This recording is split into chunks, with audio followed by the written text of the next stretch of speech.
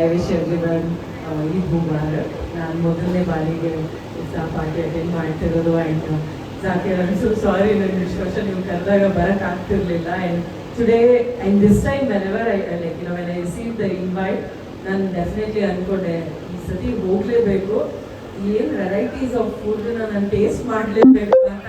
I highly came because of the food. ನಾನಂತೂ ದೇವರೇ ಇಲ್ಲ, ಬೇರೆ ಯಾವುದಕ್ಕೂ ಬಂದಿಲ್ಲ. ನಾವು ಬಂದಿದ್ದೇನೆ ಇವತ್ತು ವೆರೈಟೀಸ್ ಆಫ್ ಫುಡ್ ಇರುತ್ತೆ ಅಂತ ನನಗೆ ಅಪ್ಡೇಟ್ ಕೊಟ್ಟಿದ್ರು. ಅದಕ್ಕೋಸ್ಕರ I have to definitely try this time ಅಂತ.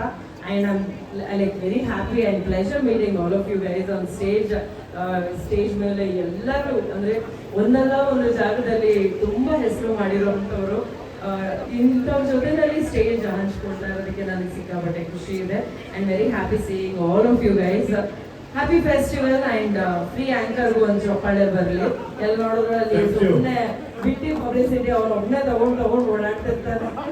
ಆದ್ರೂ ಕೋಣದ ಬಗ್ಗೆ ಮಾತಾಡಿದ್ದು